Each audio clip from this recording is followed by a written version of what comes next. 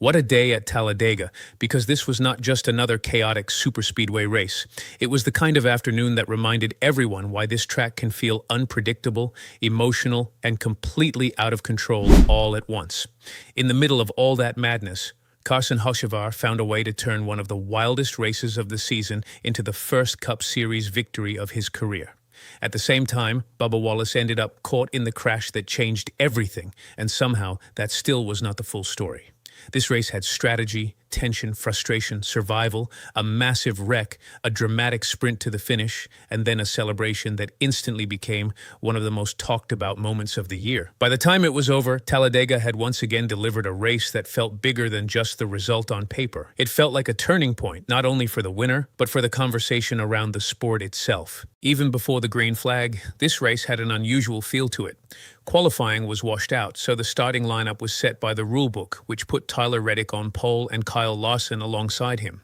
NASCAR had also adjusted the stage lengths, and that created some real curiosity heading into the race. A lot of people were hoping the changes might produce a cleaner superspeedway event, something that looked more like aggressive pack racing and less like an endless fuel-saving exercise. In some ways, that happened.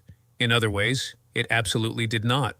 The opening part of the race still carried that familiar Talladega patience, where everyone looks calm on the surface, but you can feel the tension building underneath. The field shuffled constantly as teams split up on strategy, manufacturers formed temporary alliances, and drivers tried to decide whether to protect track position or gamble with pit timing. Nobody wanted to be the one making the wrong move too early, but nobody wanted to get trapped either. That balance created a strange rhythm where the race looked controlled, but never comfortable. Stage 1 ended with Ryan Preece coming out on top ahead of Brad Keselowski and Joey Logano, while Tyler Reddick still managed to collect stage points despite all the confusion that came from pit road issues and mixed strategies. At that point, it felt like the race was still waiting for its defining moment. You could sense that the calm was temporary. Talladega almost never stays patient for long, and this one felt like it was winding tighter by the lap. Then Stage 2 arrived, and the race completely changed character. The pack got tighter, the runs got more aggressive, and the margin for error disappeared. Ross Chastain and Bubba Wallace were racing near the front when the energy shifted from calculated to dangerous. At a place like Talladega, once the field gets stacked up and everyone starts pushing with more urgency, one slight misjudgment is enough to wreck half the race. That moment came on lap 115. Chastain got to Wallace's rear bumper at the end of the backstretch, and the contact sent Wallace sideways. From there, it became the kind of scene Talladega is infamous for. Smoke filled the track. Cars had nowhere to go, and the field piled into a wreck that tore through contender after contender. In seconds, the race was no longer about who had the best car. It became about who was still left standing. A lot of fans naturally focused on Bubba Wallace because his car was the one that got turned and became the center of the crash. But if you look at how it developed, the trigger came from the push behind him. That is what makes superspeedway wrecks so complicated. The car at the center of the crash is not always the one that truly starts it. Wallace himself handled it with a lot more composure than many expected. Instead of exploding after the race, he leaned toward accountability and talked about how his team needed to improve in those moments and understand how to manage the pushes better.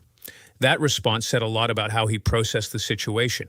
It would have been easy to point fingers. Instead, he chose to move forward. The wreck destroyed the day for a long list of major names: Ryan Blaney, Joey Logano, Kyle Larson, Bubba Wallace, Cole Custer, Ty Gibbs, William Byron, and others either saw their races end immediately or spent the rest of the afternoon trying to survive with damaged cars. That is the cruelty of Talladega. One moment you are in position, and the next your race is gone through no fault of your own. After that crash, everything changed. What had started as a full-field battle turned into a survival contest, and suddenly track position meant more than ever. Even after the massive wreck, the chaos still was not finished. Ross Chastain went on to win Stage 2, but the race never really settled. Ty Gibbs later found the wall after suffering a tire issue connected to earlier damage, and the final stage turned into one of those frustrating Talladega stretches where the front row controls everything and the drivers behind them feel trapped. The two lanes were tight, the air was dirty, and meaningful movement became harder and harder to create.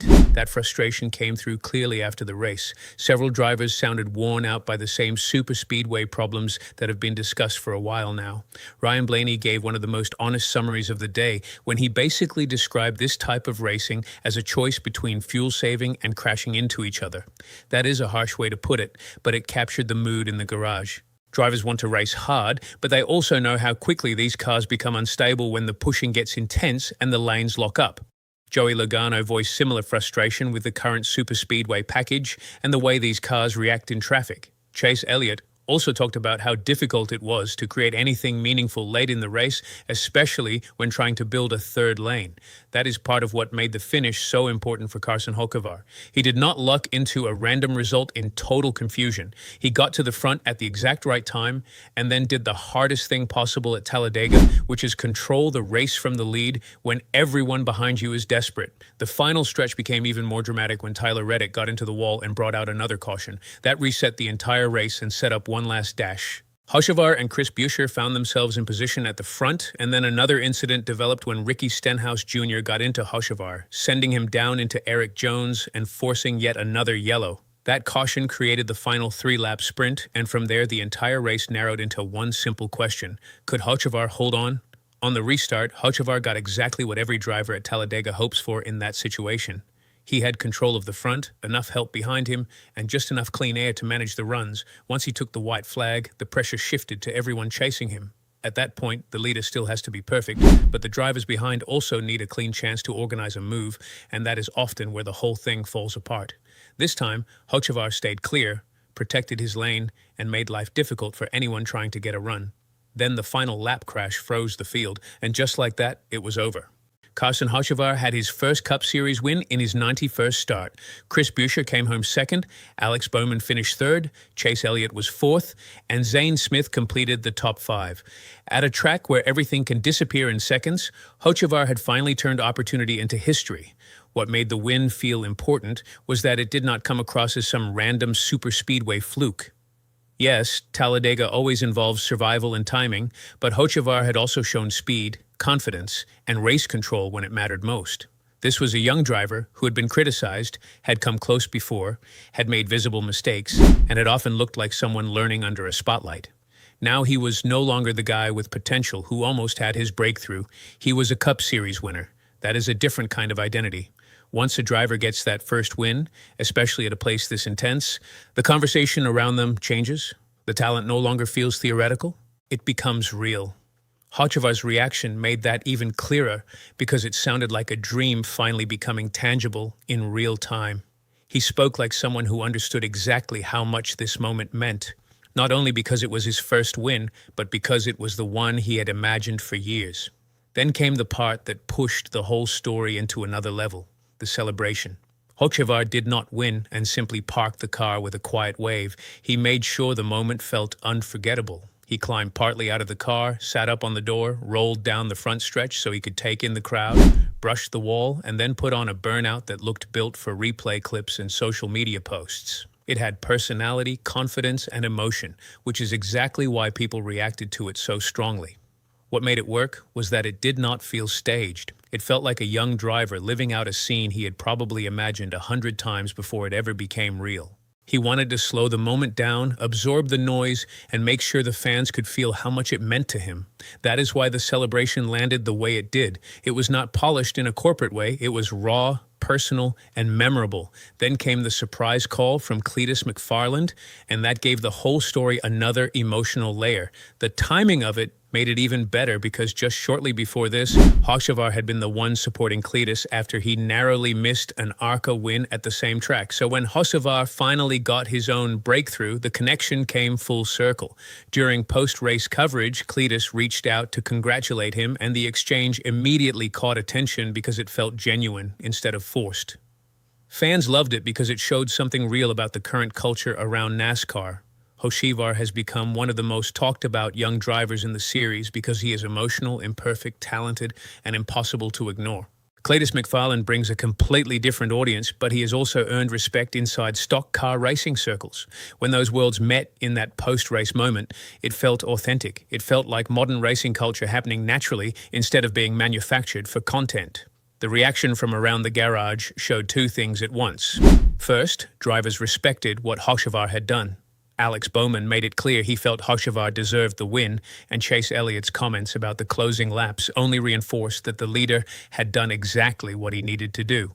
Hocevar got the front row control, defended the lane, and left the drivers behind him with almost no clean options. Second, the race also reopened the broader debate about superspeedway racing. Many drivers walked away frustrated, not because the finish lacked drama, but because the product still feels trapped between two extremes.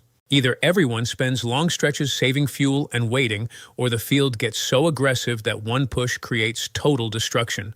Talladega can still produce incredible spectacle, but it also leaves drivers feeling like they have less control than they want over their own fate. For Bubba Wallace, this race was another painful Talladega chapter, another afternoon where speed and position suddenly turned into wrecked equipment.